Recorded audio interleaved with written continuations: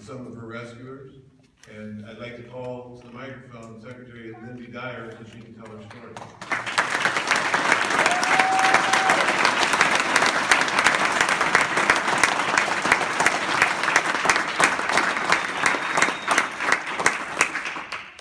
Good evening, ladies and gentlemen.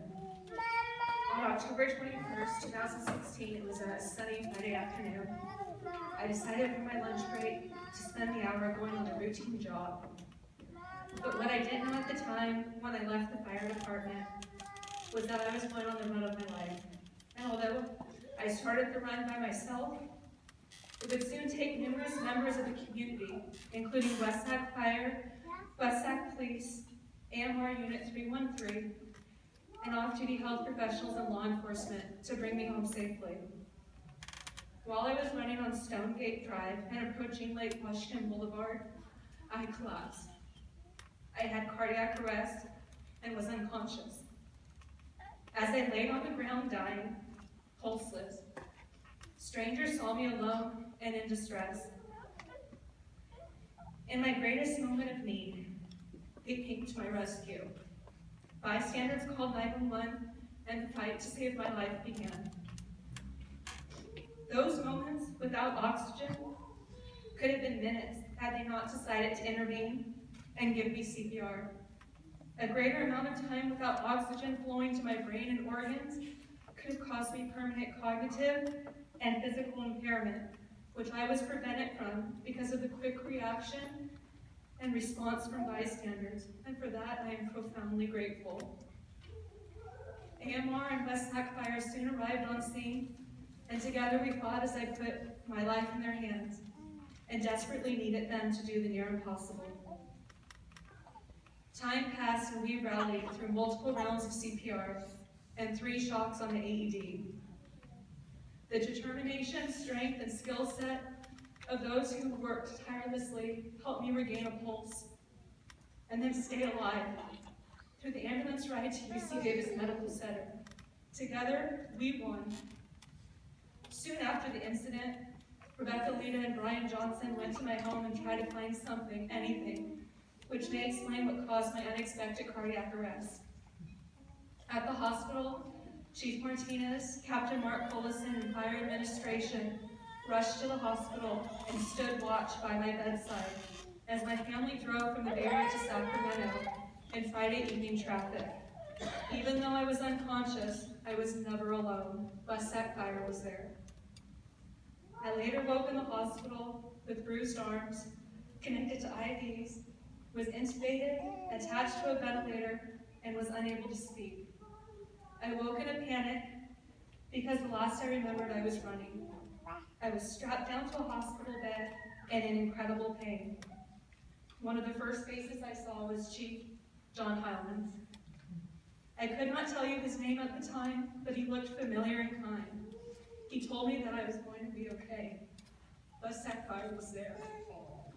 When I had to swallow a camera for exploratory data and could not be fully sedated for the procedure, Jim Staley was there to calm me and hold my hand. When I was being wheeled in at 5 a.m. to have reconstructive heart surgery, and I said goodbye to my mother and sister, Chief Ramirez was there. When I was confused and scared because I had amnesia in the days that followed the incident, Linda and John Vargas were there to remind me that I was safe and why I was in the hospital. This incident illustrates how the employees of the City of West Sacramento are truly supportive of one another. From City Manager Martin Tuttle, Director Cindy Tuttle, Chief Heilman, the entire fire admin, including a few retired city employees, and numerous members of the West Sacramento Firefighters Association, all found time in their busy schedules, despite their own families' needs, to come and visit me in the hospital. I would like to thank Karen Bonet, who was my personal trainer. She unknowingly trained me to better withstand the cardiac arrest. My gratitude towards Ann and Justin Bradford, Captain Francisconi, Firefighter Jen Almaguer, and Robin Bird Signs for providing me amenities of comfort during my hospital stay. A few city employees, including Yasmin DeGray, Firefighter Granados, and Firefighter Morgan Sayer, even drove to the Bay Area, where I was recuperating at my family's house to visit me. Later, I would discover that I would need a defibrillator pacemaker implanted, a second surgery that required additional recovery time.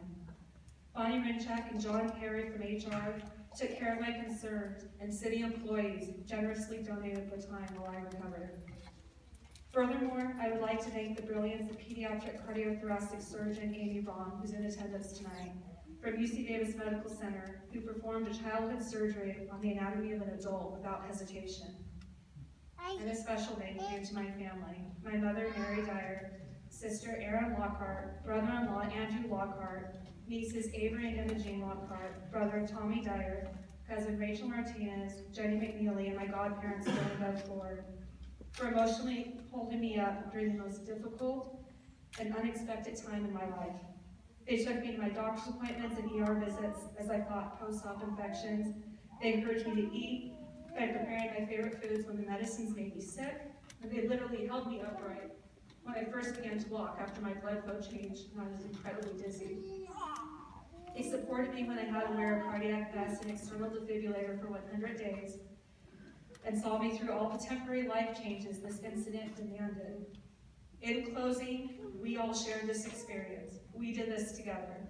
We fought and we won. My license plate holder is a daily reminder of the gratitude I feel towards the bystanders, AMR, and West Sac Fire. It seems simple to say, but thank you all. Thank you for saving my life.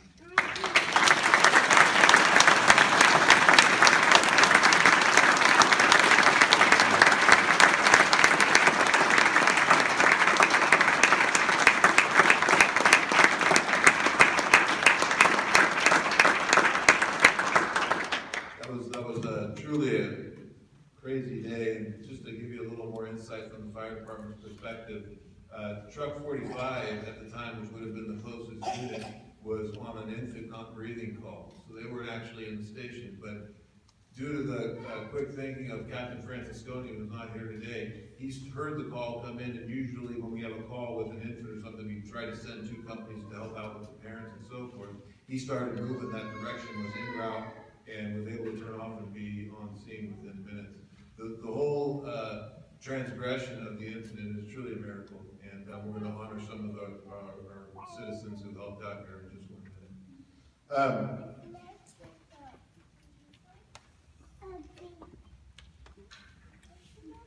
So our next one is Outstanding Service and Achievement Award for this incident. He's the firefighter who just happens to be a paramedic who was on the incident, Sayer Morgan. Let's hear it.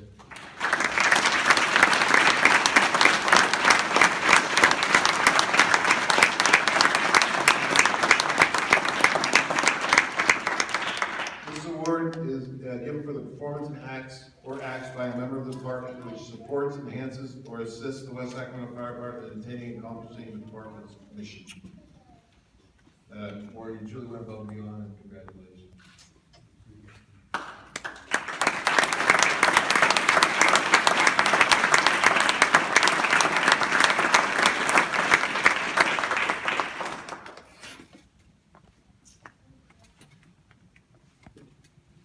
Next, we have a commendation for outstanding effort for the citizens and AMR who provided those life support for Lindsay.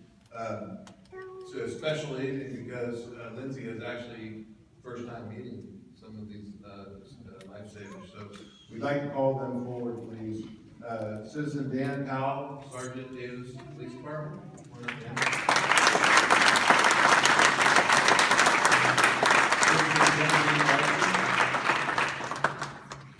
Citizen Devin Hawthorne.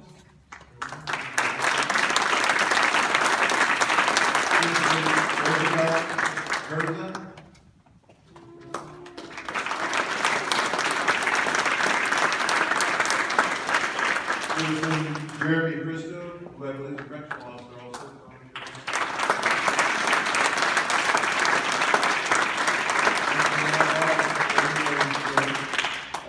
Wyatt Clark.